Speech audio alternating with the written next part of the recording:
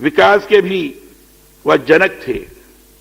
स्वाधीन भारत में विधानसभाओं के पीठासीन अधिकारियों के सम्मेलनों के आयोजन की यह जो प्रथा प्रारंभ हुई, उसे सूत्रधार भी मावलंकर जी भी थे। उन्होंने ही इन सम्मेलनों का सूत्रपात किया। आज समापन के अवसर पर जो 2 दिन मंथन आप लोगों ने किया, मंथन से जो निकला हुआ निष्कर्ष है, उसको श्रीमान हरवंश जी ने बड़ी ही अच्छे तरीके से आपके सामने प्रस्तुत किया और आदरणीय अध्यक्ष जी ने उसको आपके सामने प्रस्तुत करते हुए अपेक्षा भी की सभी लोग इसको अपने आचरण और व्यवहार में लाएं तो ज्यादा अच्छा होगा। और मावलंकर जी ने जो सम्मेलन की का सूत्रपात किया, उसके पीछे की भावना भी यही थी कि परस्पर मिलकर पीठासीन अधिकारी विचार विमर्श करते हुए क्या क्या नई चीजें आनी चाहिए, विधायिका को मजबूत करने के लिए, संसदीय परंपराओं को आगे बढ़ाने के लिए, जिन संसदीय परंपराओं के आधार पर लोकतंत्र सुदृढ़ होता है, वो कौन सी चीज होनी चाहिए, इस दृष्टि से निष्कर्ष के रूप में इन सम्मेलनों के माध्यम से निकलेगा, वो आपने निकाला यहां।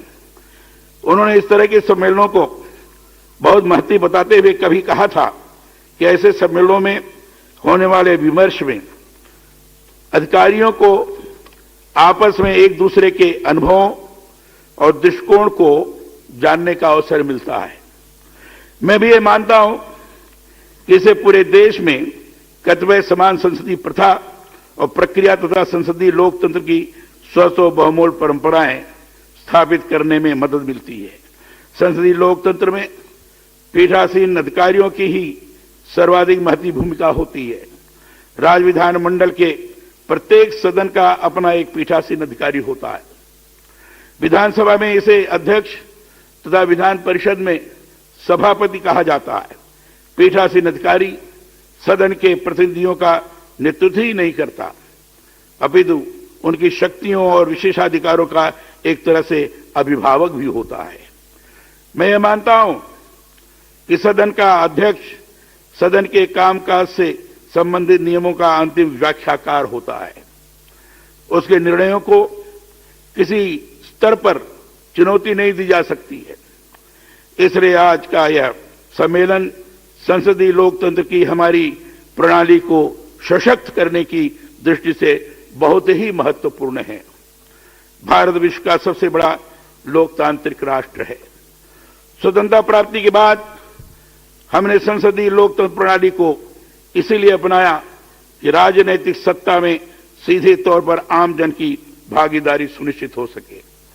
संसद और विधानसभाएं लोकतंत्र के मंदिर कहे जाते हैं।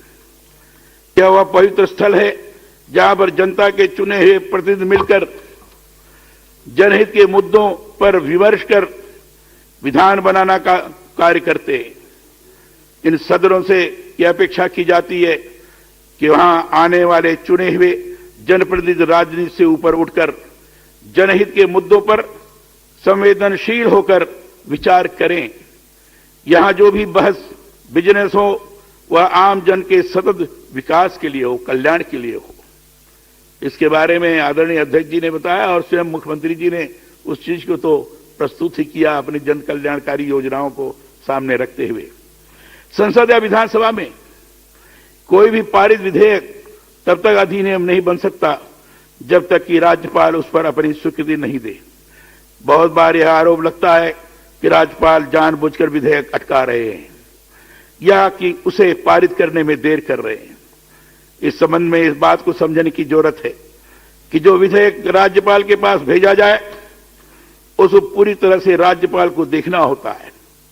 उसके जनता पर होने वाले असर और वैधानिक प्रक्रियाओं के बारे में भी बहुत सूक्ष्मता से विचार करना होता है। जब तक कि जनहित में वैधानिक रूप में विधेयक पूरी तरह से संपूर्ण होकर नहीं पाया जाता है तब तक उसे पारित करने का कोई औचित्य नहीं है। इसलिए मेरा यह मानना है कि सदनों में जब कोई विधेयक पारित किया जाए तो बहुमत ही प्रमुख आधार नहीं रहे। उसका प्रमुख आधार स्वस्थ बहस और विधेयक का प्रमुख आधार जनहित से जुड़ा औचित्य भी होना चाहिए। राज्यपाल कोई व्यक्ति नहीं है, वह संवैधानिक संस्था है और उसे जब संवैधानिक आधार पर यह संतुष्टि होती है कि विधेयक औचित्यपूर्ण है, तभी वह उसे स्वीकृति प्रदान करता है। ऐसा नहीं होता है तो वह उसमें संशोधन कर फिर से भेजने के लिए कह सकता है। यही संवैधानिक व्यवस्था है, इसे समझने की जरूरत है। एक बात और मैं यहां कहना चाहता हूं कि विधानसभा का सत्र राज्य सरकार की अनुशंसा पर आहूत करने की शक्ति राज्यपाल में निहित होती है। सामान्यतः विधानसभा सत्र वर्ष में 3 बार आहूत किए जाते हैं। वह जो 3 बार सदन आहूत किए जाते हैं उनमें बजट सत्र, मानसून सत्र, शीतकालीन सत्र प्रमुख होते हैं।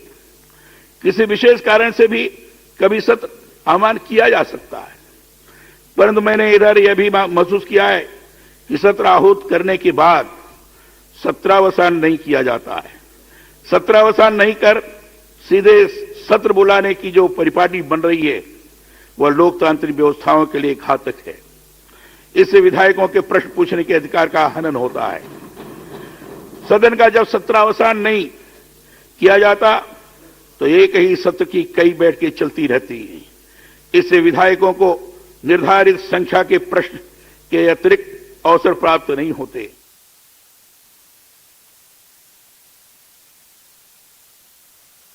सत्रावसान हो और नया सत्र आहूत हो, इस पर गंभीरता से ध्यान देने की आवश्यकता है। मैं चाहता हूं कि विधानसभा में बैठकों की संख्या बढ़े। आजकल विधानसभा की बैठकों की संख्या लगातार घटती जा रही है, जो बड़ी ही चिंता का विषय है। बैठकों की संख्या कम होने के कारण समाज के वंचित और कमजोर वर्गों की बहुत